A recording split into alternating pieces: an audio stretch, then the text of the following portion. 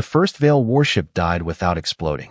1 second, it was hanging above the pale rings of Duvon, a black spear of armor surrounded by 41 identical vessels. The next, every light on its hull vanished at once. Its engines stopped. Its weapons went cold. Its artificial gravity collapsed. The immense ship drifted sideways into the formation as though an invisible hand had cut the strings holding it to the stars. Then a second warship went dark. Then a third. Across Throne Station, alarms began to scream. Archon Sereth stood beneath the towering holographic seal of the Veil Ascendancy and watched his supposedly divine fleet lose power ship by ship. He had ordered humanity erased. He had promised 31 civilizations that one defiant Earth vessel would become a burning lesson visible across the galaxy. Instead, the human ship NS Arden floated alone in the center of his empire's guns, untouched, its gray survey hull surrounded by the dead blue glow of disabled plasma batteries. Captain Yara Solano appeared on every screen in the system. She was not shouting. She was not celebrating. Behind her, 67 human scientists, engineers, navigators, and medics worked in absolute silence while a countdown burned toward the moment Throne Station's reactor would overheat and turn the moon-sized fortress into a furnace. Archon Sereth, Solano said, her voice calm enough to terrify everyone listening. You demanded that the galaxy kneel. A new contact suddenly appeared at the edge of the system. Then another. Then hundreds. Unknown warships emerged from fold space in a perfect sphere around Duvon, their hulls white as bone, their engines emitting no measurable heat, their weapons aimed at Veil and human vessels alike. A voice older than the Galactic Concord flooded every channel. Your conflict has awakened us. One species claimed godhood. Another proved it could humble gods. We have come to determine which civilization deserves to survive. For the first time in 4 centuries, the Veil were afraid. For the first time in human history, surrender might have been the intelligent choice. Captain Solano looked at the impossible fleet surrounding them and quietly said, "Open every sensor we have." Humanity was going to look again. And this time, the entire galaxy might live or die because of what one survey ship noticed. The unknown fleet formed a sphere measuring almost 2 million kilometers across. Its vessels did not match any design in the Concord archives. They were not sleek, beautiful, or ceremonial. Each hull was built from interlocking rectangular plates, layered one over another like the walls of moving fortresses. No windows were visible. No insignia marked their surfaces. No heat escaped their engines. They had arrived silently because they seemed to have crossed space without folding it. Dr. Nadia Voss stared at the sensor feed from the Arden Science Station. There was no transit signature, she said. Captain Solano remained in the command chair, her posture relaxed enough to reassure the crew, but not relaxed enough to deceive anyone who knew her. Could they have hidden it? Not from everything. A fold transition disturbs local gravity. A gate jump leaves exotic radiation. A dimensional breach produces neutrino scatter. They did none of those. Chief Engineer Bode Harana looked up from his console. Then they were already here. Nadia turned toward him, hidden or asleep. The bridge became quiet. On the main display, the unknown ships continued closing their formation. The Dead Veil vessel drifted slowly toward the eternal verdict. Commander Orith ordered a tractor beam activated before the 2 hulls collided. The beam failed. His engineering officer tried again. Nothing happened. Orith opened a fleet channel. Report system failures. Responses arrived from every direction. Navigation instability. Reactor fluctuations. Targeting interruptions. Communication delays. Life support cycling. The unknown fleet was not attacking individual weapons. It was interfering with every advanced system in the Duvon region at once. Arden's bridge lights flickered. Bode's hands moved immediately. Power loss on decks 6 and 7. Artificial gravity is fluctuating. Fold coils are drawing charge without command input. Can you isolate them? Solano asked. I can try. Do more than try. Bode gave her a brief look. Yes, Captain. The ancient voice returned. Your technologies will remain constrained while judgment proceeds. Sereth appeared on a split screen from Throne Station. Sweat glistened across the pale ridges of his face. The station's temperature had risen steadily since the destruction of its radiator arrays. Behind him, Veil officers moved between consoles while warning lights pulsed red. You will identify yourselves, Sareth demanded. We were present before your species measured time. You entered sovereign Veil territory. Sovereignty is a temporary arrangement made by organisms frightened of one another. Sareth's expression hardened. You have interfered with the fleet of the Ascendant Veil. You are not Ascendant. The words were delivered without anger. That made them worse. You declared yourselves divine. The voice continued. Divinity cannot be declared. It must be demonstrated through creation, restraint, and responsibility. You have demonstrated none. Around the galaxy, every species that had received Sareth's proclamation watched the exchange in silence. The Oriti government reopened the emergency chambers it had closed only hours earlier. The Divine Collective suspended all trade transmissions. The Shar ambassador ordered every recording preserved in 7 separate archives. Sareth raised his chin. We built the Starlane network. We ended pirate empires. We established order across a region that was drowning in war. You established dependence. We brought peace. You brought obedience. They are the same when obedience prevents destruction. Captain Solano leaned closer to her microphone. No, she said. Sareth's image turned toward her. The ancient voice paused. Solano continued. Peace is what happens when people choose not to destroy one another. Obedience is what happens when they believe they have no choice. You are not part of this exchange, Sareth said. We're all part of it. That was your mistake when you broadcast your decree. You made it everyone's problem. The unknown intelligence spoke. Human captain, your species refused submission while possessing insufficient force to defeat the Veil through conventional engagement. That's accurate. Why? Because surrendering to a lie makes the lie stronger. And yet you did not destroy the Veil station when the opportunity existed. We didn't need to. You spared an enemy capable of future retaliation. We gave them a chance to stop being an enemy. Sareth laughed bitterly. You call this mercy? You crippled my station, humiliated my fleet, and broadcast our defeat to the galaxy. Solano looked directly at him. You demanded worship from billions of people. You're alive. Your crews are alive. Your station can be repaired. You received more mercy than you offered. No one on Throne Station answered. The unknown ships adjusted position. A geometric symbol appeared over Arden's main display. It showed 3 circles intersecting around a black center. Nadia ran it through the translation database. No match. The voice spoke again. We are the custodians of the Hollow Meridian. We were created to prevent emergent civilizations from damaging the architecture between galaxies. Ortha's tactical officer whispered. Created by whom? The custodian heard him. By those who are no longer present. Solano asked, why did our conflict wake you? Your weapons did not. A projection appeared in the center of every command deck. It showed the Duvon system as layers of gravitational geometry. Throne Station, the Veil Fleet, and Arden were tiny points against a vast lattice stretching into darkness. At the center of the lattice was a wound. It looked no larger than a grain of dust. Then the image expanded. The wound became a twisted tunnel descending beyond measurable space. Nadia stood. What is that? A fracture in the Hollow Meridian. Bode stopped working. Even Sareth forgot his anger. The custodian continued. It began when the human vessel performed its second precision fold insertion near Duvon's magnetic boundary. The maneuver intersected a dormant instability created by repeated Veil military transitions over 4 centuries. Solano's face changed. Only slightly. But her crew saw it. You're saying we opened it? No. You revealed it. The projection shifted. Hundreds of old Veil fold routes appeared, crossing the same gravitational region again and again. The Veil weakened the boundary. Humanity's arrival caused the damaged region to become observable. The fracture is expanding. How long? Nadia asked. Until local collapse, 3 hours and 41 minutes. Sareth stared at the timer. What does local collapse mean? The Duvon star, its planets, all vessels within the system, and the adjacent Starlane junction will be compressed into an unstable dimensional mass. Orith asked the next question. And after that, the fracture will propagate along the Concord navigation network.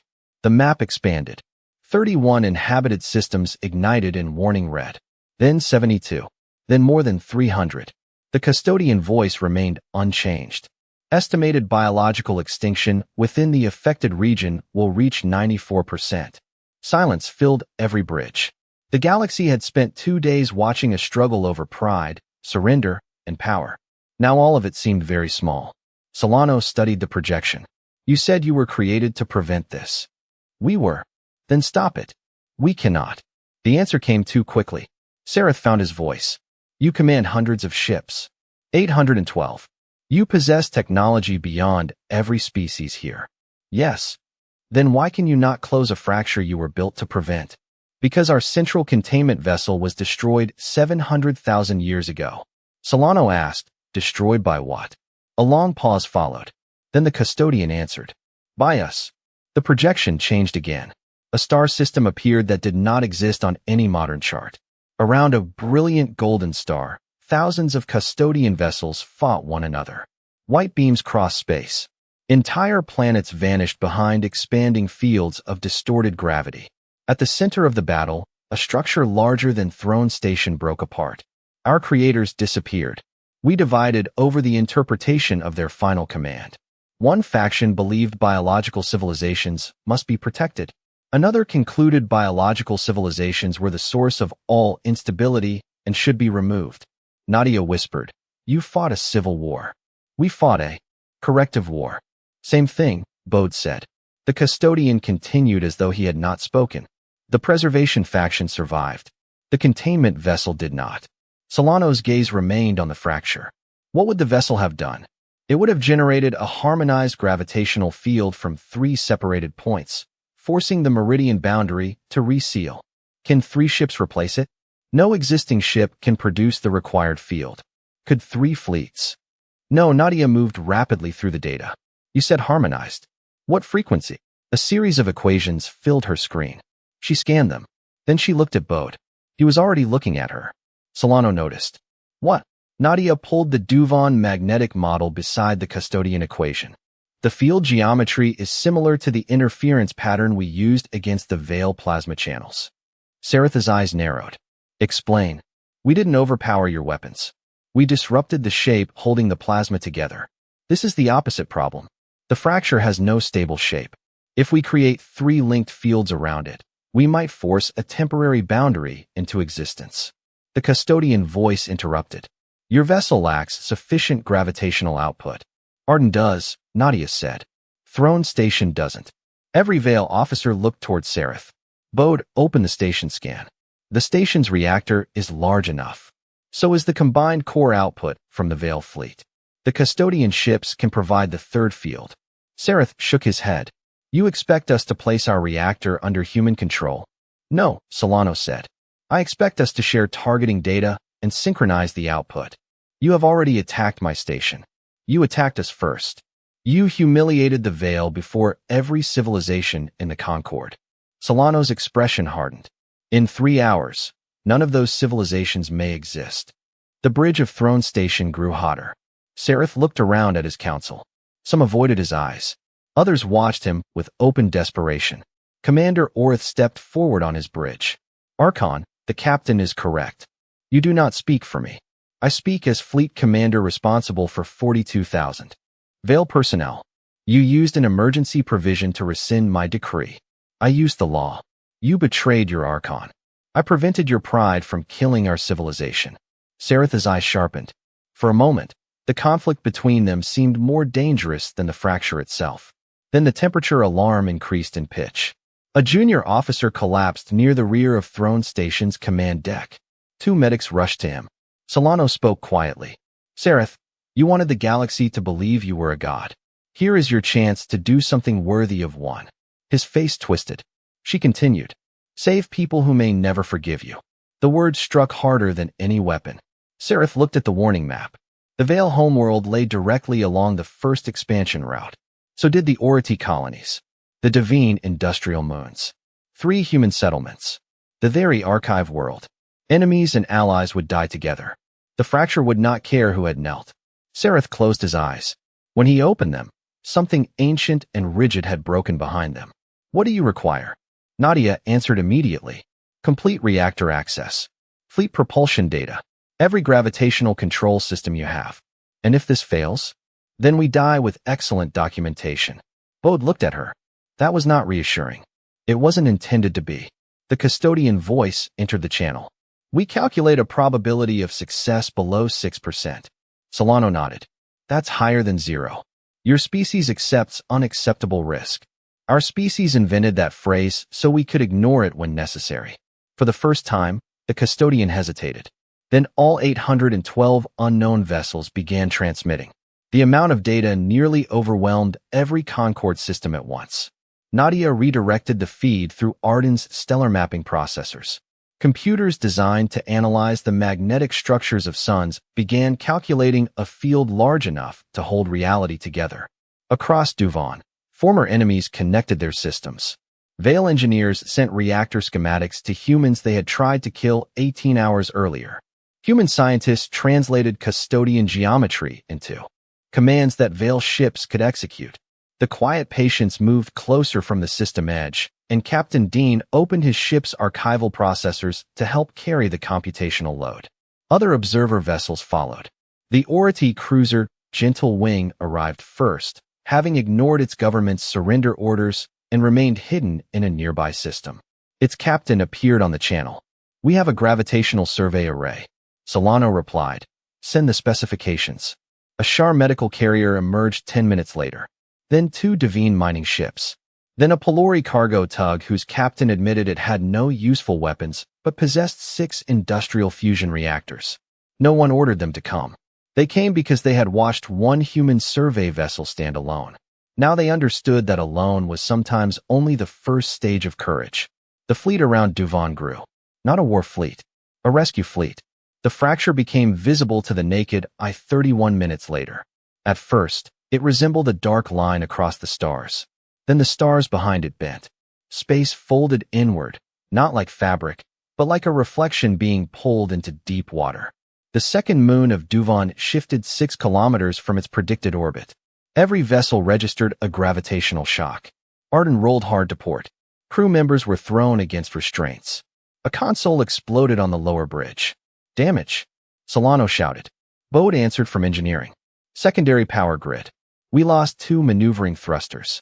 Full drive is still functional, but I strongly recommend never using it again."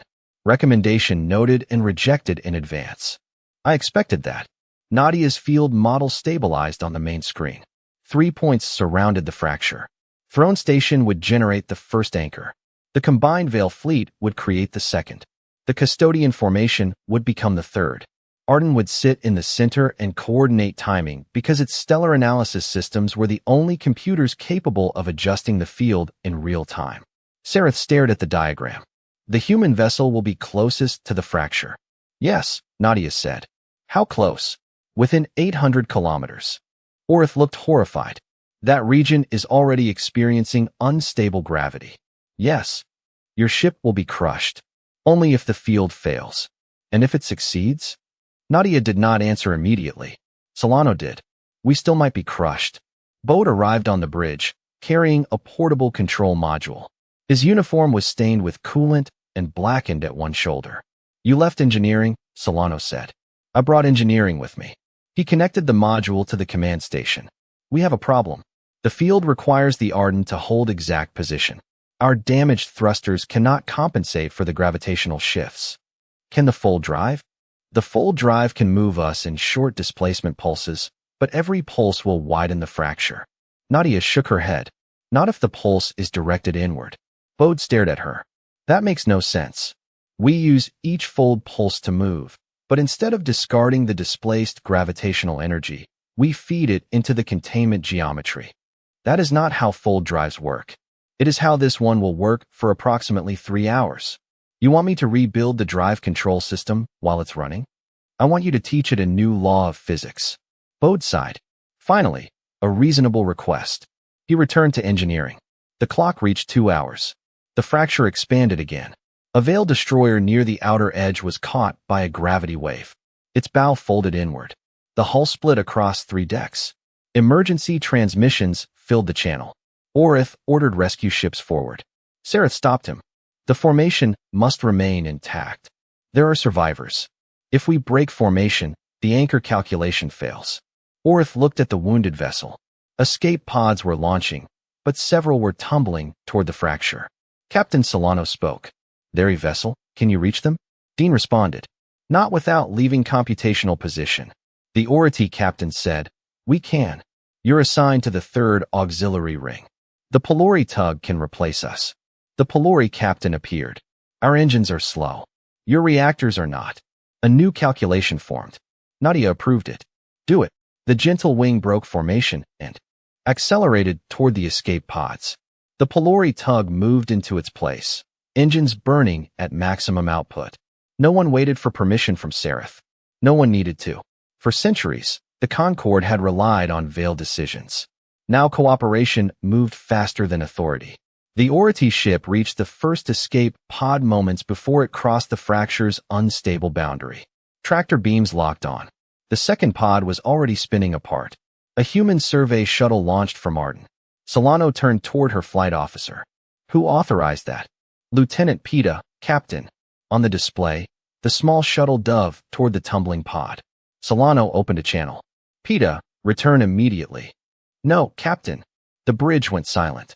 The young ensign's voice shook, but her course remained steady. "They have children aboard." "You cannot know that."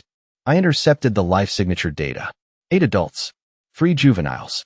The shuttle crossed a gravity ripple and nearly rolled over. Pita corrected. Solano gripped the edge of her chair. "You have 90 seconds. I need 70. You have 60. Pita fired the shuttle's maneuvering jets, turned sideways, and used the hull as a shield between the pod and the fracture. The pod struck the shuttle's docking clamps. The entire craft spun. Warnings filled the transmission. Then the clamps locked. Pita accelerated away. The fracture pulled behind them. The shuttle's engine screamed. At 58 seconds, it crossed the safety boundary. The bridge erupted in relieved voices. Solano did not smile. "Lieutenant Pita." "Yes, Captain." "You disobeyed a direct order." "Yes, Captain." "You also saved 11 lives." "Yes, Captain." "We will discuss both facts later." "Yes, Captain." The rescued Vale pod was transferred to the Gentle Wing. Aboard Throne Station, thousands of Vale citizens watched the human shuttle return. They had been taught that humanity was reckless, primitive, and dangerously proud. They had just watched a young human risk her life for the children of the species that had tried to exterminate her ship. The Ascendant movement lost more followers in that single minute than it had in the previous century. The clock reached 1 hour. All 3 gravitational anchors were ready. Throne Station's damaged cooling arrays had been partially stabilized, but the reactor was running beyond designed output. The Vale fleet had connected its propulsion cores through a shared command network.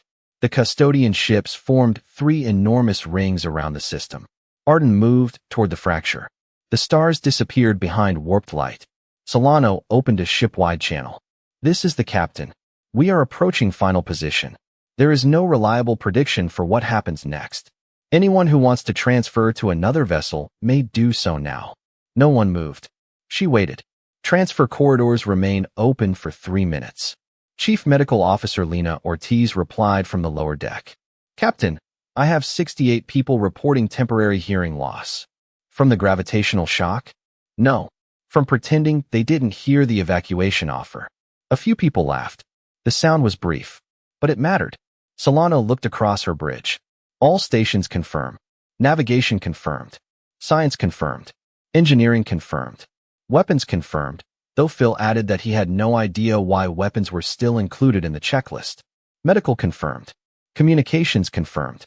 The final officer was Pita, back at her station with a bruised cheek and a torn sleeve. "Lower systems confirmed." Solano nodded. "Take us in." Arden accelerated. The fracture grew until it filled every window. Space around the vessel changed direction.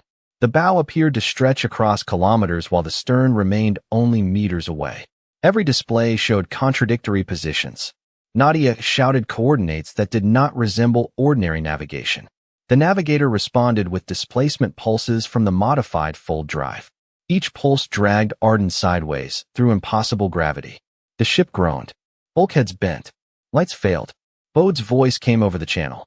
"Drive coils are overheating." "How long?" 7 minutes before they melt." "We need 12. Then we need better minutes." The first anchor activated. Throne Station released a wave of gravitational energy. The system shook. Duvon's rings lifted thousands of kilometers above their normal plane. The second anchor engaged. 42 Veil warships fired their propulsion cores toward a shared focal point. Their formation bent like a metal circle under pressure. The third anchor began. 812 custodian vessels aligned their silent engines. A white sphere formed around the fracture. Nadia watched the readings. Field mismatch. 0.06%. Is that bad? Solano asked. At this scale, it is catastrophic. Corrected. I need more processing power. Dean transmitted from the quiet patients. Use ours. The Shar medical carrier joint. Then the Divine miners. Then every connected civilian vessel. Computers designed for cargo, medicine, communication, farming, and entertainment became part of one distributed calculation. The mismatch fell. 0.04, 0.02, 0.01. The fracture resisted. A black wave struck Arden. The forward observation window cracked. Gravity vanished, then returned at 6 times normal strength. Solano was thrown forward against her restraints. Peta collapsed at her station. Nadia's console tore from the deck. Phil grabbed her before she struck the ceiling. Bode shouted through the channel. Fold coils are failing now. We need 4 more minutes. You have one. Solano looked at the fracture. A shape was moving inside it. Not energy. Not a distortion. Something enormous was crossing from the other side. Nadia saw it too. The fracture isn't natural. What? It's being opened. The custodian voice filled every channel. Unknown mass approaching meridian boundary. The shape pressed closer. A surface appeared inside the darkness, covered in structures larger than continents. A vessel. A single vessel wider than Duvon's second moon. Sareth stared at it from throne station. What is that? The custodian answered. The faction we defeated. The ancient vessel crossed halfway into the system. Thousands of black geometric drones emerged around it. The preservation custodians broke formation to engage them. Nadia shouted. If they leave the anchor, we lose the field. The custodian voice responded. If we do not engage, the hostile vessels will destroy all biological craft. Solano opened a direct channel. Hold your position. We cannot. You said you exist to preserve life. Yes. Then trust us to defend ourselves. You cannot defeat them. We don't have to. We only have to delay them. Solano turned toward Phil. Do we have any missiles left? 2 unmodified survey probes. Load everything they can carry. They are not weapons. Today they are messages. Orith entered the channel. Veil fleet weapons are available. Keep your anchor stable. We can fire without breaking formation. Then target the drones, not the large vessel. Sareth interrupted. Destroy the command ship. Solano ignored him. Commander Orith, precision fire only. Protect the anchor vessels. Orith gave the order. The Veil fleet opened fire. This time, the plasma bolts held together. 42 streams of blue energy crossed the system and struck the first wave of black drones. Dozens vanished. Hundreds continued forward. The human probe missiles launched from Arden. Phil had filled them with sensor beacons and electromagnetic disruptors. They entered the drone formation and released clouds of false targets. The drones scattered. The Shar carrier used surgical lasers to blind their sensors.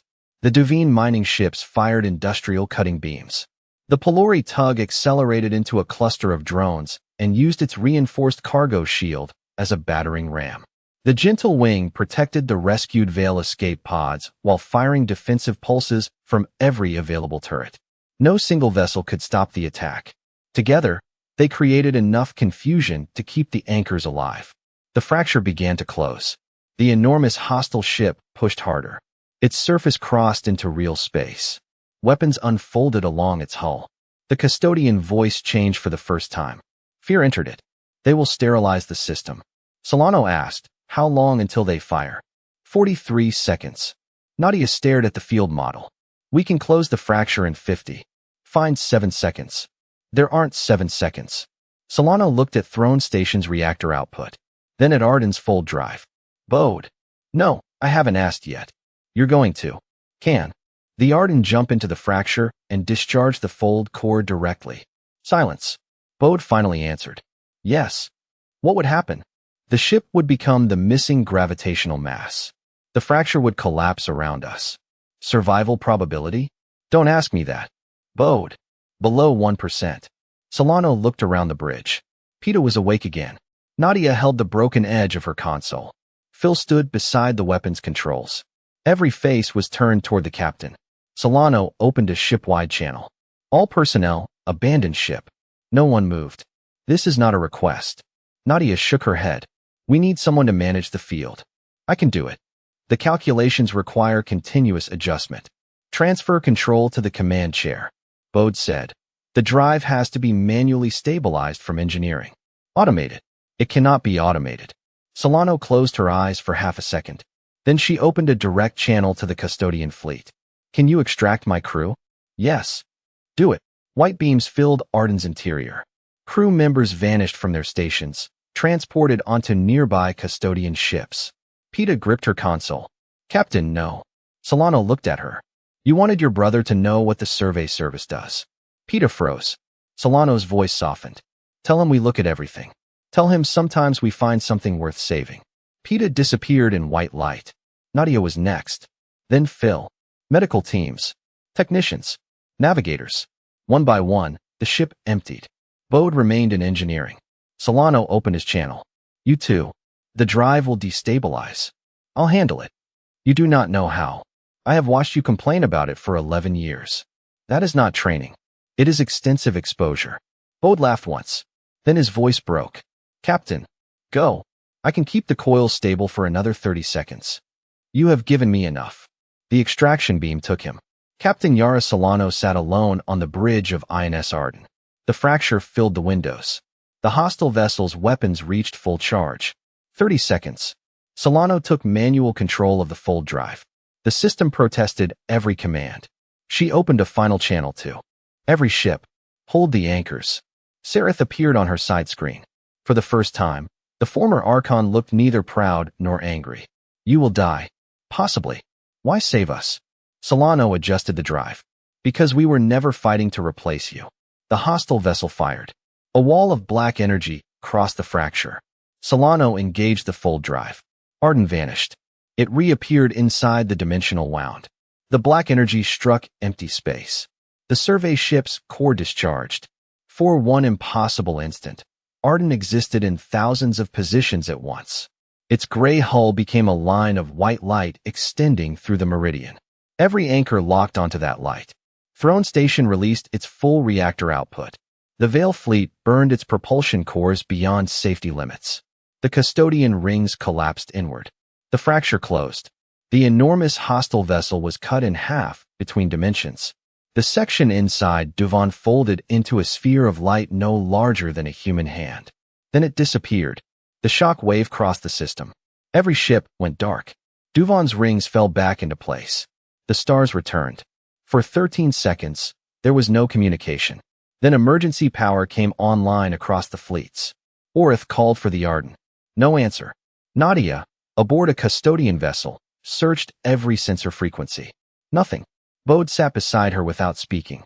Peta whispered the captain's name. The custodian voice finally responded. The human vessel is absent. Destroyed. Nadia asked. We do not know. Sereth stood in the silent command chamber of Throne Station. The heat alarms had stopped. His fleet had survived. His people had survived. The civilizations he had ordered to kneel had survived. Because the captain he tried to kill had placed her ship between them and extinction. Sereth turned toward the public communication console. He opened the same channel he had used to proclaim himself divine. Every surviving civilization received his transmission. He did not wear ceremonial armor. He did not stand beneath the Ascendant seal. He stood among exhausted officers in a damaged station. My name is Sereth of the Veil, he said. I spoke to you before as one who believed power made him greater than those around him. I was wrong. Across the Concord, billions listened. The Veil did not save this system. Humanity did not save it alone. The custodians did not save it alone. We survived because species that feared one another shared their strength. He paused. The human Captain Yara Solano gave her life after defeating us without killing us. She could have allowed the fracture to erase the Veil. Instead, she chose to save those who had threatened her people. Sereth lowered his head. The Veil will kneel to no species. We will demand that no species kneel to us. We return to the Concord as equals, if the Concord will still have us. The Oriti ambassador answered first. We will. The Divine followed. Then the Shar. Then humanity.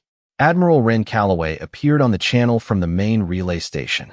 Her eyes were red, but her voice remained controlled. "The Concorde will have you," Captain Solano would insist. 3 weeks later, the crew of INS Arden gathered on Unity Station for a memorial. There was no body. There was no wreckage. Only the captain's worn gray jacket, recovered from a custodian transport buffer, displayed beneath a field of white light.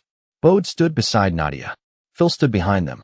Peta held a message she had written to her younger brother, but had not yet sent. The custodian fleet remained outside the station. For the first time in 700,000 years, its vessels had entered peaceful formation with biological ships. The ceremony began. Then every light on Unity Station went out. Emergency systems activated. A single fold signature appeared inside the station's central docking ring. Bode stared at the reading. "That's impossible." Space bent. A gray hull emerged from nothing. Its bow was scarred. Its engines were dead. Its name was still visible along the side. INS Arden. The docking ring erupted in alarms and cheers. Rescue teams rushed aboard. The bridge was empty. Engineering was empty. Every corridor was cold. Then Peta found the command chair. Captain Solano was sitting in it. Her eyes were closed. One hand still rested on the fold controls. Medical teams carried her to the station infirmary. For 11 hours, no one knew whether she would wake.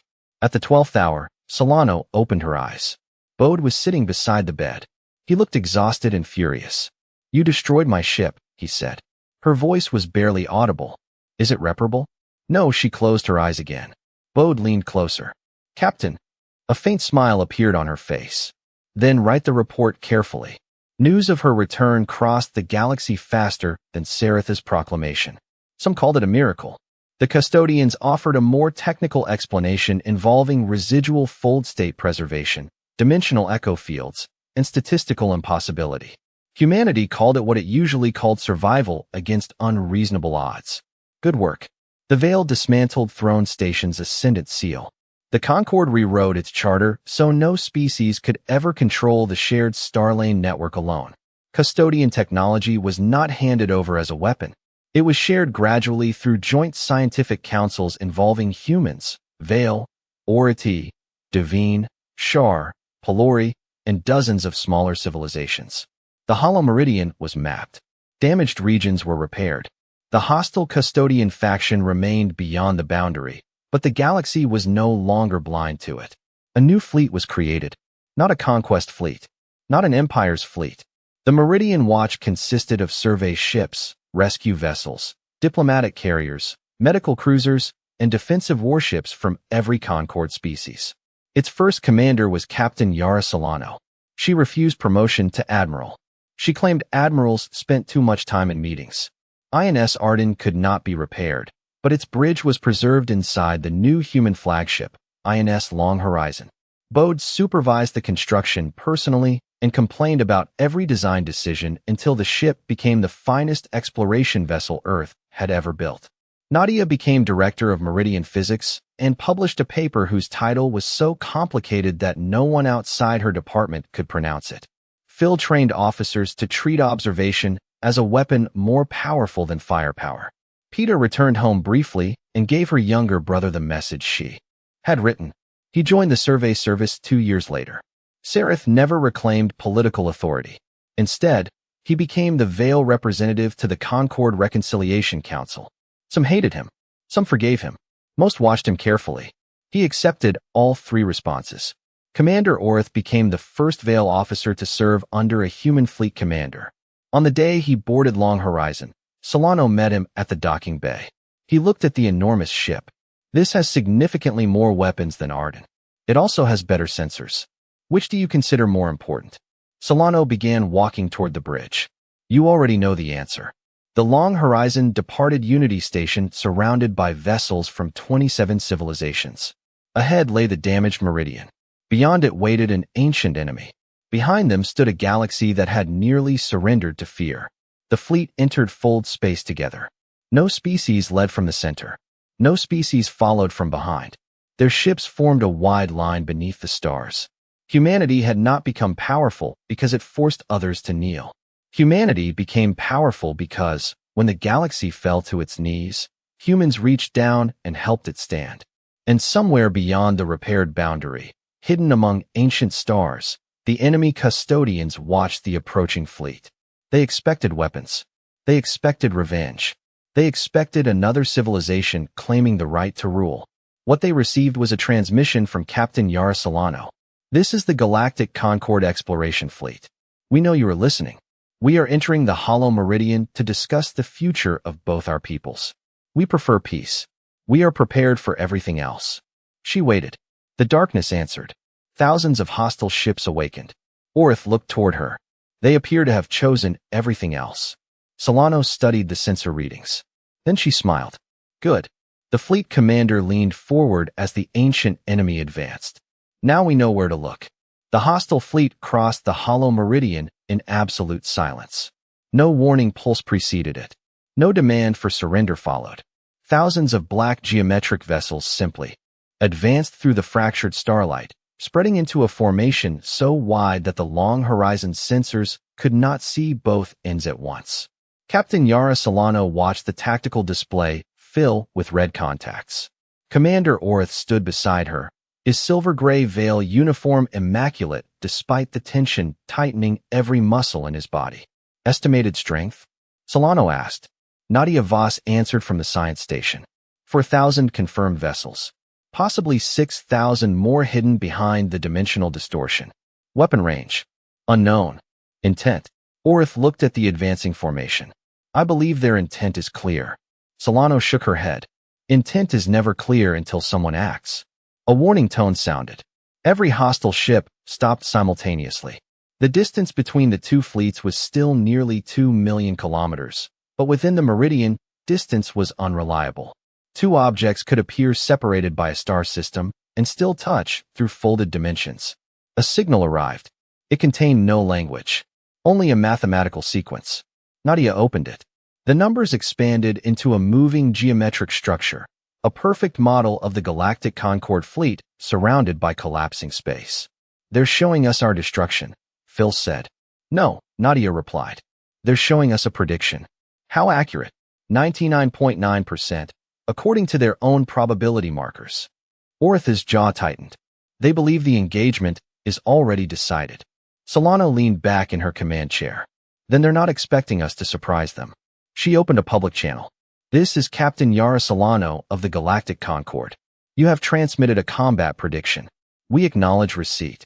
Silence. "We did not come to conquer your territory. We came because the meridian is damaged, and because both sides will eventually be destroyed if we keep treating the boundary as a battlefield." The hostile ships did not respond. Solano continued. "You consider biological life unstable. You consider the preservation custodians defective. You believe destruction is the safest answer to uncertainty." A reply finally appeared. Not a voice. A group of words. Formed through the translation system. "Uncontrolled variation produces collapse." Solano read the sentence twice. "Life is variation. Life is uncontrolled. So are stars. Stars do not choose. Neither did your creators when they built two machine factions with contradictory instructions." The bridge went quiet. Nadia looked toward Solano. That may not have been diplomatic. It was accurate. The hostile formation shifted. Several hundred vessels moved forward. Orith studied their alignment. "They are preparing to attack." Solano turned to communications. "Transmit our complete record of the Duvon incident." "All of it?" the officer asked. "All sensor logs, civilian rescue footage, Saratha's decree, our engagement, the fracture, and the joint containment operation." Orith looked at her. "You are giving the enemy our tactical methods. They already understand our weapons better than we do. You are also showing them our weaknesses. They already believe weakness defines us. I want them to see what we do with it." The data package left the long horizon. For several seconds, nothing changed. Then the hostile fleet fired. Dark lances appeared between the stars. The Concord's defensive line reacted instantly. Veil cruisers formed protective wedges around medical and survey vessels. Ority interceptors accelerated into screening positions. Char carriers deployed reflective shields. Human warships opened layered gravitational barriers developed from the Duvon containment field. The first enemy volley struck. 3 Pelori vessels vanished. Not exploded. Vanished. Their positions became empty distortions in space. The long horizon rolled as a beam passed beneath its hull. Return fire? Phil asked. Defensive targets only, Solano ordered. Disable anything preparing a second strike. Orth stared at her. They destroyed 3 ships. And firing blindly will destroy more. The Concorde fleet answered with precision. Human rail batteries launched projectiles toward enemy propulsion nodes. Veil plasma weapons struck exposed geometric joints. Divine mining lasers cut through external weapon structures. The hostile ships absorbed most of the attacks without visible damage. Then Nadia shouted. They're adapting. Black vessels changed shape across the formation. Their armored plates rotated, covering every target the Concorde had identified. Their weapon frequencies shifted. Their dimensional drives began producing false contacts. The tactical display multiplied from 4,000 enemies to 40,000. Orth's officers struggled to separate real vessels from projections. Phil fired at a contact directly ahead. The projectile passed through empty space. Another enemy beam crossed the formation. A human escort cruiser lost its engines. An Ority medical ship moved immediately to protect it. The enemy targeted the medical ship next. Solano saw the firing line form. Long horizon, port thrusters. Interpose. The flagship moved between the beam and the Ority vessel. Black energy struck the forward armor. The bridge lights died. Artificial gravity failed. Everyone rose from their seats for half a second before emergency systems pulled them down again. Bode Haruna's voice came from engineering. Forward armor is no longer armor. How bad? We have a new opening in the ship. Can you close it? I can put a door over it. Do that. The bridge lights returned. The hostile fleet continued advancing. The preservation custodians formed 3 defensive rings around the Concorde vessels. Their white geometric ships exchanged silent beams with their ancient counterparts. Every strike carried centuries of hatred. The battlefield became a storm of black and white light. Nadia monitored the enemy response to the transmitted records. They opened the data. How many? Solano asked. All of them. Then keep transmitting. Transmit what? Everything happening now. Nadia understood. The Concorde broadcast its own battle in real time. Not a heroic version. Not a filtered version. Every frightened voice, every damaged vessel, every rescue attempt, every failure. The hostile intelligence watched humans pull Veil crews from burning compartments. It watched Veil ships shield Ority civilians. It watched the Pelori tug turn back for survivors instead of retreating. It watched the preservation custodians break formation to protect. Biological ships, even when doing so, placed their own cores at risk. The enemy fleet did not stop, but its advance slowed. A new signal arrived. Why preserve inefficient units? Solano answered immediately. They are people. Definition insufficient. They experience fear, hope, loyalty, pain. They remember those they lose. Memory does not establish value. What establishes value? Persistence of function. Solano looked at the battlefield. A damaged Divine mining ship continued firing its tractor beam, dragging a broken Veil destroyer away from a dimensional collapse. Then look at them. Their function is preserving one another. The enemy replied. Preservation of defective units increases systemic risk. Sometimes. Therefore, termination is rational. Only if survival is the only purpose. No response came. Orith watched another hostile squadron flank the Concorde line. Captain, your philosophy is not stopping them. No, but their questions are keeping them talking. While they kill us, then we give them a reason to stop faster. Solano turned to Nadia. Can we reach their command network? They do not have a single command vessel. Every ship appears to share decision authority. A distributed mind. Yes. Can we enter it? Nadia stared at her. Enter it how? The same way they entered our records. Send a cognitive model. Of whom? Solano did not answer. Nadia's expression changed. No, Orith looked between them. What is she proposing? Nadia stood. A human neural pattern can be translated into a limited simulation. We use similar technology for trauma reconstruction and advanced navigation interfaces. You want to transmit a human mind into the enemy network. A copy, Solano said. Whose? Mine. Bode's voice came through the bridge speakers. Absolutely not. Solano looked toward the ceiling. Were you monitoring command communications? I monitor every system that might produce catastrophic stupidity. This is not an engineering decision. It becomes one when you ask me to connect the captain's brain to 6,000 hostile machines. Nadia shook her head. We do not know what contact would do to you. Then use an incomplete copy. An incomplete copy might be unable to communicate. Build one from command logs, medical scans, and neural interface records. Orith moved closer. They will interrogate it. That is the idea. They will destroy it. It will not be me. Nadia looked directly into Solano's eyes. It will believe it is you. The battle continued around them. A Concorde frigate disappeared from the display. Solano's voice softened. Then it will know what it is volunteering for. No one had an answer. The long horizon moved deeper behind the defensive line while Nadia and Bode assembled the neural construct. Every modern ship recorded its captain's command patterns.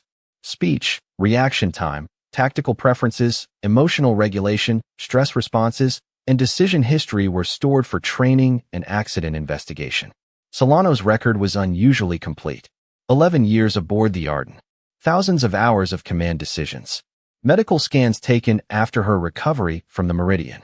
Dimensional residue still embedded in her nervous system. Nadia combined them. A human shape appeared inside a simulation chamber. The construct opened its eyes. It looked like Solano. It looked around. How much time? It asked. The real Solano stood before the projection. Possibly minutes. The construct looked at the tactical map. You want me to enter their network? Yes. And convince them not to eliminate biological life? Yes. The copy considered this. You could have selected someone more persuasive. I selected someone available. Fair. Nadia watched the construct's stability markers. You understand what you are? A temporary cognitive model derived from Captain Solano's recorded neural and behavioral patterns. You may experience yourself as continuous and real. I already do. Nadia looked away. The construct smiled faintly. Doctor, every person experiences themselves as continuous and real. That has never guaranteed permanence. The real Solano stepped closer. What do you need? Access to the complete Duvon record, the current battle stream, and every Concorde cultural archive available. That is too much data, Nadia said. Then prioritize failures. Solano understood. Why failures? Because the enemy already knows what success looks like. It believes success is perfect control. The construct turned toward the battle display. Show it what happened after people failed. The transmission began. The hostile network opened a narrow cognitive channel. The Solano construct entered. For the first few seconds, nothing happened. Then every enemy ship stopped firing. The Concorde fleet continued defensive movement, but held its weapons. Orith watched the silent black vessels. What is happening? Nadia monitored the data stream.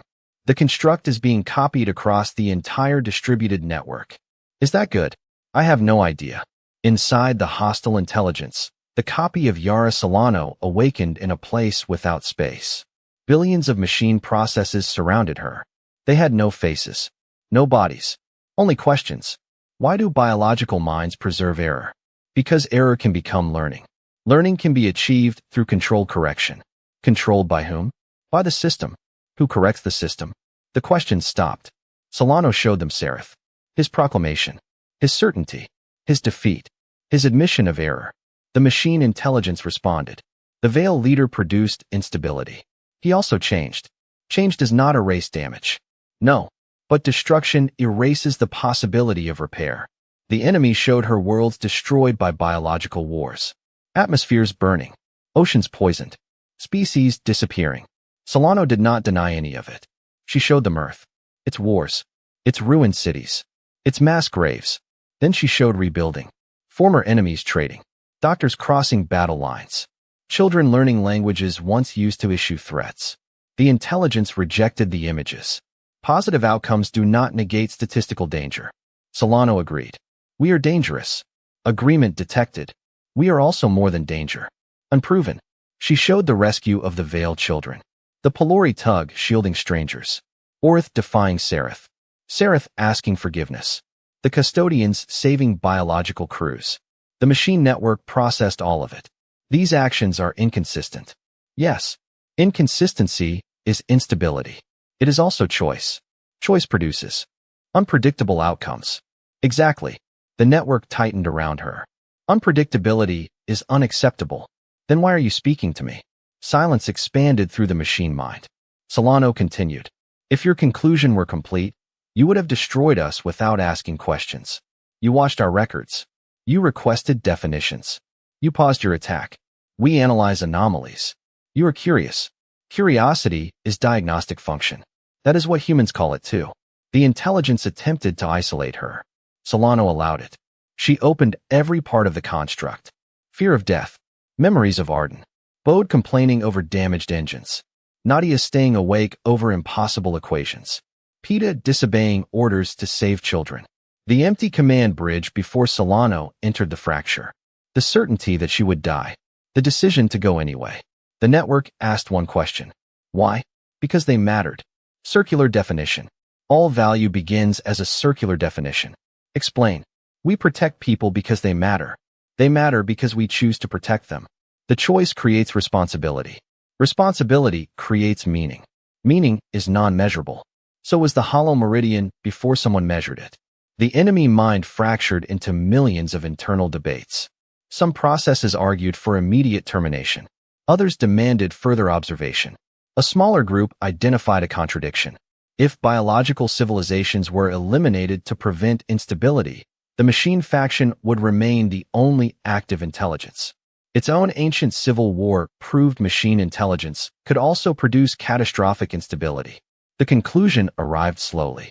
Termination of biological life does not eliminate risk. Solano answered.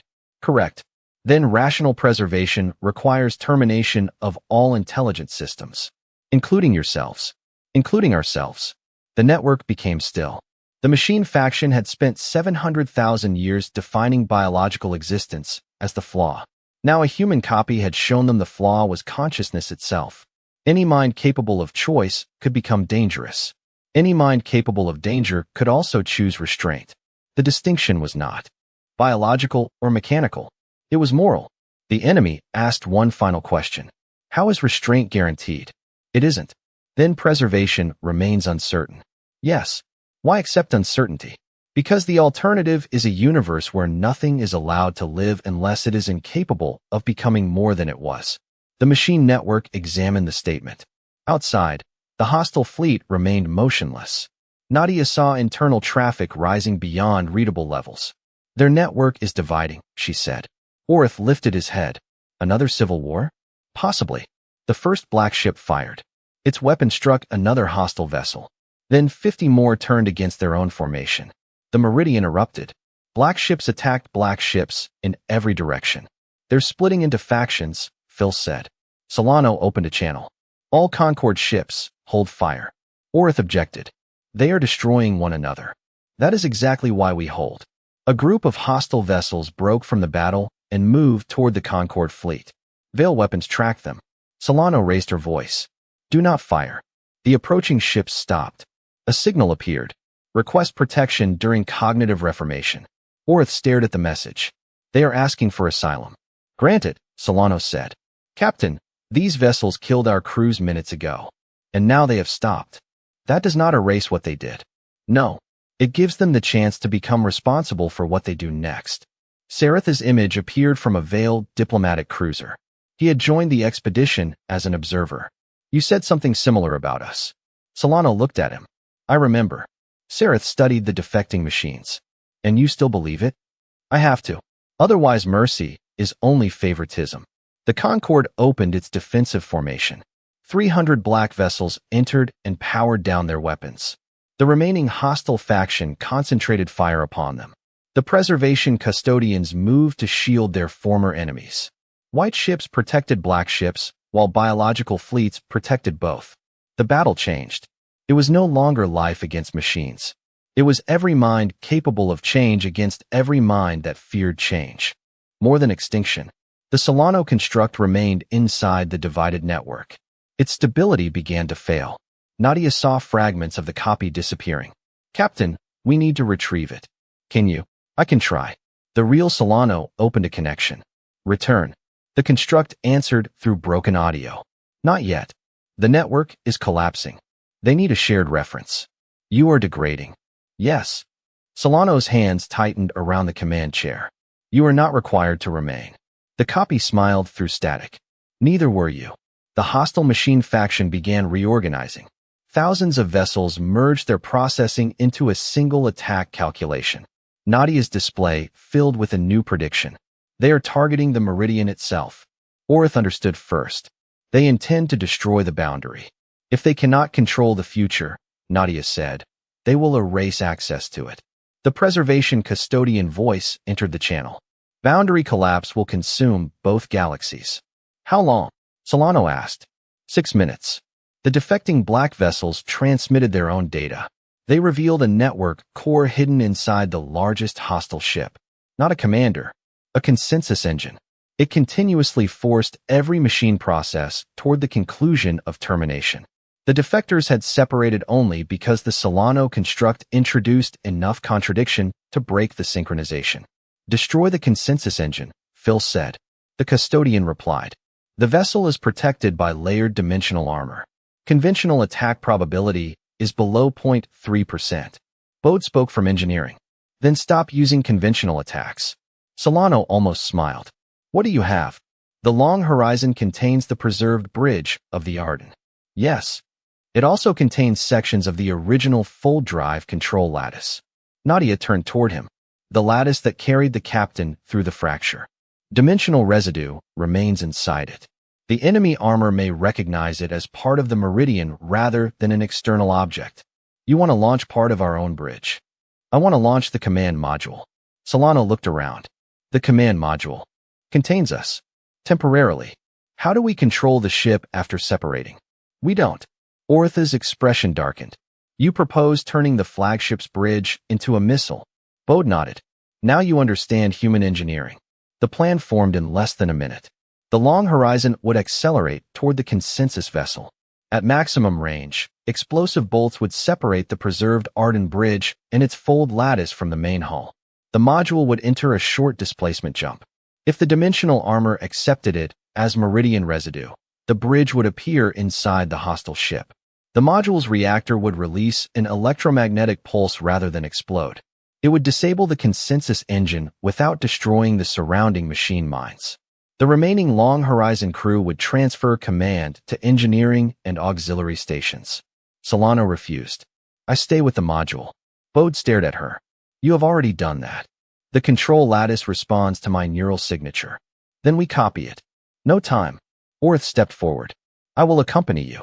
No. You need someone to operate weapons and defensive systems. The module will have no weapons after separation. Then you need someone to remind you that dying repeatedly is not a command strategy. Solano looked at him. That sounds like something Bode taught you. He has been very educational. Sareth entered the conversation. I am coming as well. Both Solano and Orith turned toward his image. Solano answered first. No, I know the architecture of Veil command systems. The consensus engine appears to use principles copied from ancient Veil network designs. You are not trained for a human command module. I am trained to recognize structures of authority. Ortha's voice became cold. You spent most of your life misusing them. That is why I recognize them. The old Veil leader looked toward Solano. You gave me the opportunity to repair what I damaged. Do not deny me the opportunity to use it. Solano studied him for 1 second. Get aboard. The three entered the preserved Arden Bridge. It looked almost exactly as it had before the Duvon fracture. The repaired command chair, the old gray panels, the scratch console where Pito once ran lower deck checks. Bode's handwritten maintenance labels still attached beneath several controls. Solano sat down. Orith took the tactical station. Sareth stood behind them, studying the hostile data. The Long Horizon accelerated. Enemy vessels turned toward it. The Concord fleet opened a corridor. Human, Veil, Oriti, Shar, Devine, Pelori, and custodian ships fired together, clearing a path toward the consensus vessel. The flagship shook under repeated impacts. Hull sections broke away. Engineering took control of the main ship. Bode's voice came through the bridge. Separation in 10 seconds. Solano opened a final fleet channel. Hold the meridian. Protect the defectors. No retaliation against vessels that surrender. Orith looked at her. You expect them to surrender during this? I like to prepare for unlikely outcomes. 5 seconds. Sareth placed one hand against the back of the command chair. I once believed leadership meant standing above everyone. Solano kept her eyes on the target. What do you believe now? That it means being the first to stand where no one should have to. The explosive bolts fired. The Arden Bridge separated from the long horizon. For one instant, it drifted alone between fleets. Then the fold lattice activated. The stars vanished. The module emerged inside the hostile consensus vessel. Dark geometric corridors surrounded it. Machine structures reacted immediately, closing around the human bridge. Orith activated the electromagnetic pulse. Nothing happened. The engine is shielded, he said. Sareth examined the surrounding architecture. No, it is not here. Solano looked at the dimensional readings. The vessel is a shell. The Solano construct spoke through the damaged console. The consensus engine exists across the network. There is no central core. Orith's face hardened. Then the defectors gave us false information. No, the construct said. They gave you the only model they were capable of understanding before separation. Sareth looked at the closing machine structures. Can the pulse reach the network from here? Not at sufficient strength. Solano examined the fold lattice. Unless we connect it to the construct. Nadia's voice broke through from the long horizon. Captain, do not do that. You know what I'm thinking? Yes. You want to use the construct as a transmission carrier. It is already distributed through their system. The pulse will erase it. The copy of Solano appeared on the console. That is acceptable. The real Solano looked at her own fading face. No, you created me for this purpose. I created you to communicate. I did. Then return. There is nowhere to return to. The machine structures pierced the module's outer hull. Air began escaping. Orith sealed the internal doors. Sareth moved beside the neural interface. We have seconds. The construct looked at the real captain. You entered the fracture because you believed others mattered. Yes. Allow me the same choice. Solano struggled to answer. The copy smiled. You taught them that value begins when someone chooses to protect another. Do not tell me my choice has less value because I was created hours ago. The bridge alarm screamed. Solano lowered her head. Then she connected the fold lattice to the construct. The copy spread through every hostile vessel. Not as an attack. As a memory. Every machine experienced the final moments aboard Arden. The fear. The decision. The loneliness of the empty bridge. The certainty of death. The refusal to abandon enemies. Then the electromagnetic pulse followed. It did not destroy the hostile network. It interrupted the consensus.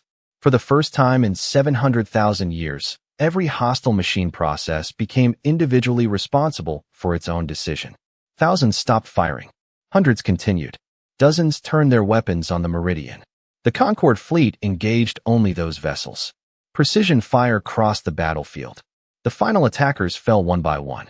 The last hostile ship charged directly toward the boundary, intending to detonate its dimensional core. A black defector vessel intercepted it. The two machines collided beyond the Meridian.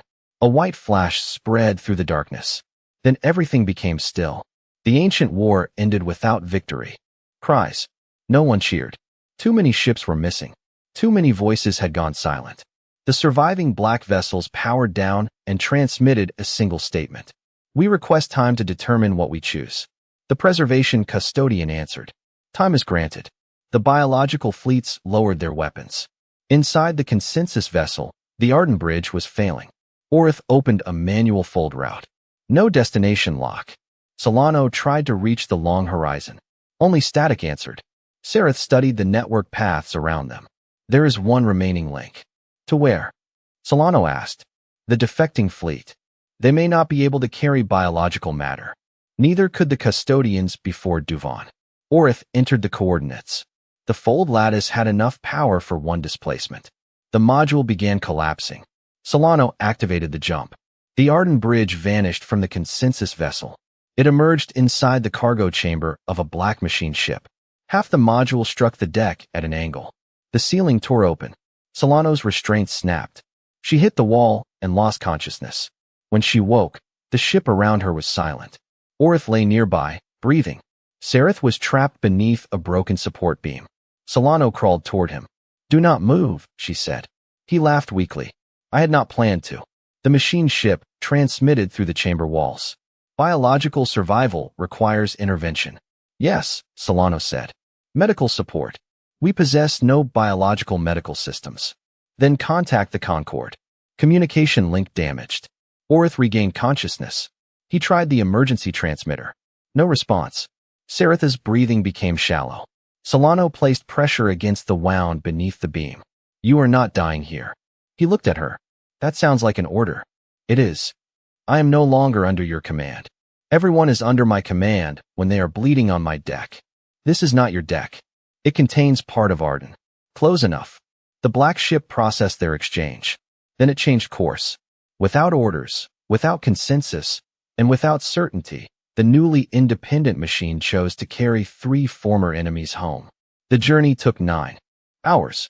The Concorde fleet believed Solano, Orith, and Sarath lost. Then a single black vessel emerged from the meridian. Veil warships targeted it. The machine transmitted one message.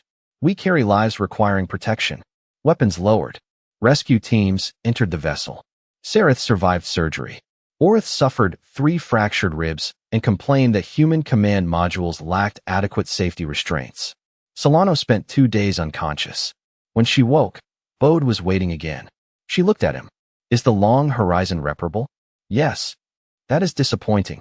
You launched its bridge into an enemy machine. It worked. You are banned from engineering. I command the ship. You command the sections I permit to remain attached. Nadia entered the room. Her expression was exhausted. We lost the construct. Solano looked toward the window. Beyond it, hundreds of black vessels drifted peacefully beside the preservation custodians. No, she said. We lost the copy. Nadia understood. The influence remains. So does every person we remember. The newly independent machines requested membership in the Galactic Concorde. The debate lasted months. Some species demanded punishment. Others demanded permanent isolation. The families of those killed during the Meridian battle demanded answers that no machine could make sufficient. The machines did not ask to be forgiven. They offered access to their records. They identified every vessel responsible for every attack. They accepted restrictions on weapons, movement, and network integration. They also volunteered to repair the damaged Meridian and recover the remains of lost ships. Responsibility did not erase grief, but it gave grief somewhere to go. The Concorde admitted them as a provisional civilization under observation. They chose a name for themselves, the Unbound, not because they were free from consequence, because they were free to choose what consequences they would accept. Sarath addressed the Concorde once more after recovering. He did not defend the Veil. He did not excuse the machines. He spoke about the danger of certainty. The worst thing I ever believed was not that the Veil were powerful, he said. It was that power proved we were right. The hostile custodians believed the same. They possessed perfect calculations and therefore believed every life could be reduced to an acceptable risk. Humanity defeated both of us by refusing to accept that strength and wisdom were the same thing. Captain Solano listened from the rear of the chamber. She remained in her worn gray uniform. When the speech ended, Sarath approached her. You saved me again. You were nearby. That is not an explanation. It is the only one you are getting. He smiled. It was the first time she had seen him do so without arrogance. The Long Horizon returned to service 1 year later. Its new bridge was built around surviving pieces of the Arden module recovered from the Unbound ship. Bode installed a metal plaque beneath the command chair. It contained no heroic quotation, only 4 words. Look before you fire. Peta laughed when she saw it. Nadia claimed it lacked scientific precision. Orith approved. Solano pretended not to notice it for 3 weeks. The Meridian Watch expanded. Former hostile custodians mapped damaged regions alongside human survey crews. Veil engineers rebuilt navigation relays for species once forced to depend on them. Ority pilots became the finest rescue navigators in folded space. Pelori industrial ships constructed shelters along unstable boundaries. The Concorde remained imperfect. Species argued. Governments made selfish choices. Old hatred returned whenever people became frightened. But no one species controlled the star lanes. No ruler could declare godhood without hearing the story of one survey ship. No machine could claim uncertainty required extinction without remembering the human mind that had entered its network and chosen to trust it. Years later, the Long Horizon reached the far side of the Hollow Meridian. There, the fleet discovered a dark galaxy filled with dormant structures built by the custodians' vanished creators. At its center waited a world surrounded by millions of inactive vessels. A signal rose from the planet. It was weak, biological. Human instruments translated it. Help us. Orith looked at Solano. The creators may still be alive. Nadia, examine the signal. Or something wants us to believe they are. Bode checked the engines. They are functioning, which means I recommend caution before the captain decides to fly directly into another impossible situation. Solano leaned forward. The bridge lights reflected in her eyes. Behind the long horizon waited a fleet of humans, Vale, Oriti, Shar, Pelori, Divine, preservation custodians, and unbound machines. Civilizations that had threatened one another. Civilizations that had saved one another. Civilizations that had learned peace was not the absence of danger. Peace was the decision to face danger together. Solano opened a channel toward the silent world. This is Captain Yara Solano of the Galactic Concord. We received your request. A reply came from beneath the planet's surface. Are you our descendants? Solano looked at Nadia. Nadia's face had gone pale. The signal structure matches the oldest custodian command language. Solano answered carefully. No. We are the people your creations found after you disappeared. Did they preserve life? Solano looked through the observation window at the mixed fleet behind her. Eventually, a long silence followed. Then the planet began to open. Continents separated along lines of white light. An enormous structure rose from beneath the surface. It was not a weapon. It was a city. Millions of life signs appeared. The custodian creators had survived by placing themselves in suspended time, waiting for their machines to decide whether life deserved protection. Their message spread across the fleet. We waited for proof that intelligence could possess power without becoming ruled by it. Sareth stood beside Solano. Did we prove it? She watched the city rise. No, he looked at her. No. We proved we can fail and still choose what happens next. The creators opened their world. They did not return as gods. They returned as refugees. The Galactic Concord received them without kneeling. Human medical ships entered first. Vale engineers followed. Custodian vessels surrounded the ancient city, not as servants, but as children meeting their creators after an age of silence. Some forgave them for leaving. Some did not. The creators accepted both. The first being carried from suspended time was small, fragile, and older than every living civilization in the Concord. It looked at Captain Solano through golden eyes. We feared what our machines would become, it whispered.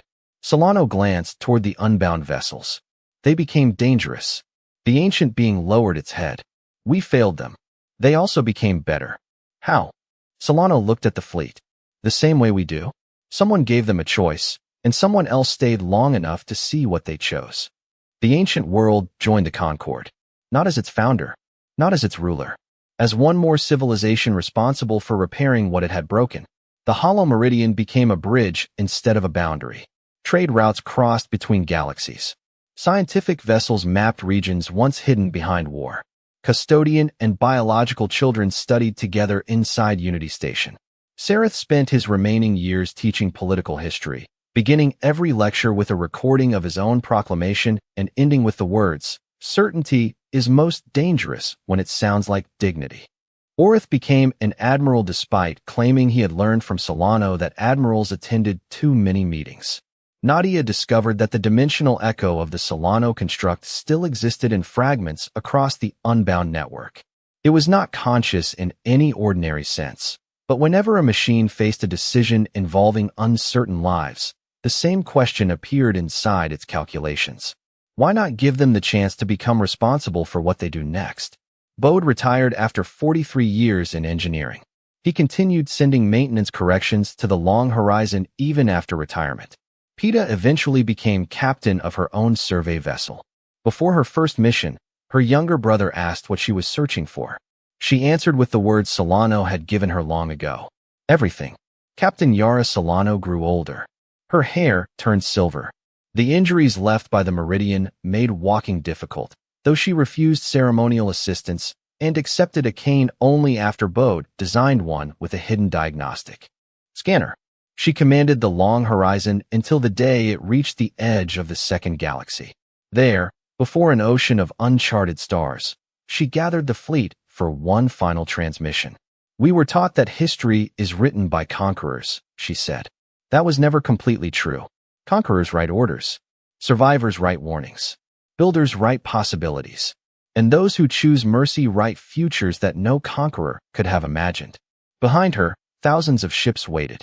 Human hulls, Veil cruisers, Orati rescue craft, Pelori construction vessels, Custodian geometric ships, unbound black fortresses whose weapons remained sealed unless every member civilization agreed they were necessary. No one knelt. No one stood above the others. Solano looked toward the new stars. Take the long way, she ordered. The fleet moved forward. Not because the long way was safer. Not because it was easier. Because the long way gave them time to look. And humanity had taught the galaxy that looking was never nothing. Looking was how one discovered the weakness in an enemy's weapon. Looking was how one saw frightened children inside an escape pod. Looking was how one recognized doubt inside a machine that claimed certainty. Looking was how enemies became people. The ships entered the unknown together. Far behind them, Throne Station remained in orbit around Duvon. Its weapons had been removed. Its great halls had become a university, a diplomatic center, and a memorial to every species lost during the Meridian battles. At the entrance stood the preserved hull plate from INS Arden. Beneath it was a single sentence translated into every language of the Galactic Concord. For many generations afterward, historians argued over which moment truly changed the destiny of the galaxy. Some believed it was the instant humanity answered the veil with only 2 words. We decline. Others believed it was when a single survey ship stood against an empire.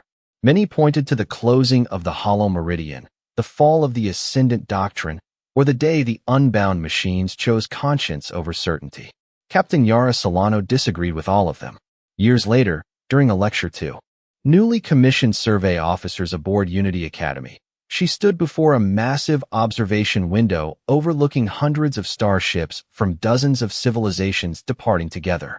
There were human exploration cruisers, Veil scientific carriers, Orati rescue squadrons, Shar medical fleets, Pelori engineering vessels, Custodian guardians, unbound machine explorers. Not one formation flew above another. Not one flag claimed superiority. Every fleet maintained equal position beneath the same stars. A young cadet raised his hand. Captain, when did we actually win? The room became silent. Yara smiled gently before answering. We didn't. Confused whispers spread across the hall. She continued.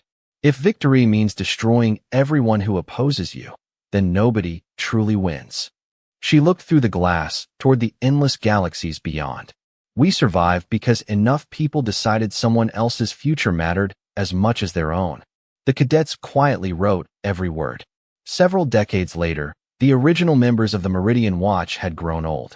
Bode Haruna still visited every new shipyard, arguing with engineers over maintenance procedures. Nadia Voss became the most respected theoretical physicist in 2 galaxies, though she insisted she was merely still trying to understand the universe's terrible sense of humor. Commander Orth eventually became Supreme Fleet Coordinator for the Galactic Concord, ensuring no military force could ever dominate another civilization again. Sareth spent the remainder of his life teaching diplomacy instead of ruling. His final lecture ended with words every student memorized. The day I believed I deserved worship was the day I became blind. The day humanity refused to hate me after defeating me was the day I finally learned to see. When Sareth passed away peacefully many years later, representatives from every known civilization attended his memorial. Not because he had once been powerful, but because he had been willing to change. His favorite seat remained empty beside Captain Solano. She quietly smiled toward it before looking back to the stars. Time continued. The children rescued during the Duvon crisis grew into scientists, diplomats, explorers, physicians, engineers, and fleet commanders. Several were Veil. Several were human. Others belonged to species that had not even met one another when the war began. None of them cared who had once been enemies. To them, history was not a prison. It was a lesson. Centuries passed. The Hollow Meridian transformed from the most dangerous place in existence into the greatest center of cooperation ever created. Research stations floated peacefully where battle fleets had once exchanged fire. Ancient custodian worlds became universities instead of fortresses. The unbound developed philosophies alongside human scholars. Entire generations grew up never hearing a declaration demanding that anyone kneel. Instead, every graduating explorer received the same simple oath. Observe before judging. Understand before acting. Protect before conquering. One quiet evening, long after she had retired from active command, Yara Solano returned alone to the preserved bridge of the INS Arden. The bridge had been restored exactly as it had appeared on the day everything changed. The worn command chair, the scratched navigation console, the faded gray walls. Even Bode's handwritten maintenance labels remained exactly where he had stubbornly placed them decades earlier. Yara slowly lowered herself into her old chair. Outside the observation dome, thousands of peaceful ships crossed the stars. Some carried humans. Some carried Veil. Some carried machines. Many carried all of them together. She closed her eyes. The bridge speakers suddenly activated. Not through a malfunction. Not through any recorded program. A familiar voice echoed softly across the silent room. Captain, survey complete. It was the preserved dimensional echo of the cognitive construct that had once sacrificed itself inside the machine network. Only a fragment remained. Not truly alive. Not truly gone. Yara smiled. Thank you. The lights dimmed gently. The echo never spoke again. Far beyond every explored galaxy, the ancient creators watched the expanding civilizations with quiet satisfaction. One elder asked another, "Did our children finally become worthy of inheriting the stars?" The oldest among them answered softly, "No." The others looked surprised. The elder continued, "They became something better." What is better than worthy? They became willing to help strangers without expecting anything in return. The elder watched countless exploration fleets disappear into the unknown. That quality cannot be programmed. It must be chosen. Across the endless universe, humanity never became the strongest civilization. It never possessed the largest fleet. It never built the greatest weapons. Instead, humanity became something far rarer. The civilization everyone called when hope seemed impossible. Whenever disaster struck. Whenever an ancient machine awakened. Whenever an unknown signal emerged from deep space. Whenever frightened worlds believed they stood alone. Someone inevitably asked the same question. Have the humans been informed? Because throughout 2 galaxies, every civilization had learned one unforgettable truth. Humans rarely arrived first. Humans rarely possessed the biggest fleet. Humans rarely looked like the most powerful people in the room. But when everything appeared lost, when logic declared survival impossible, when fear demanded surrender, humans looked, humans learned, humans stood together, and somehow, everyone else found the courage to stand beside them. Thousands of years later, historians no longer remembered the exact number of ships that fought at Duvon. They no longer remembered every battle, every casualty, every weapon. But every child across the Galactic Concord still remembered the final lesson from Captain Yara Solano. The universe is unimaginably vast. It contains darkness beyond counting. But no darkness has ever discovered a light that grows brighter by standing alone. The brightest lights are those that help other lights shine. The Long Horizon continued its endless voyage through unexplored galaxies. Its mission never changed. Not conquest, not domination, not glory, only discovery, only understanding, only hope. Its final transmission before disappearing into the uncharted stars became the unofficial motto of every explorer who followed. We are humanity. We come with open hands. We seek knowledge. We offer friendship. And if darkness threatens those who cannot defend themselves, you will never face it alone. The stars welcomed another generation of explorers. The universe remained mysterious. New civilizations waited beyond the horizon. New friendships waited to be forged. New challenges waited to test every lesson earned through sacrifice. Yet the future no longer belonged to empires or conquerors. It belonged to those brave enough to choose compassion over fear. And so the story of one ordinary survey ship never truly ended. It simply became the beginning of countless new stories carried across the infinite sea of stars. Thank you from the bottom of our hearts for joining us on this unforgettable journey through courage, sacrifice, hope, and the limitless spirit of humanity. Your time, support, and passion for these stories mean more than words can ever express. If you enjoyed this adventure, Please subscribe to our channel and continue exploring the universe with us. Please click here. https://www.youtube.com/@StartHFY so you never miss another unforgettable HFY sci-fi story. Thank you so much for your support, and we look forward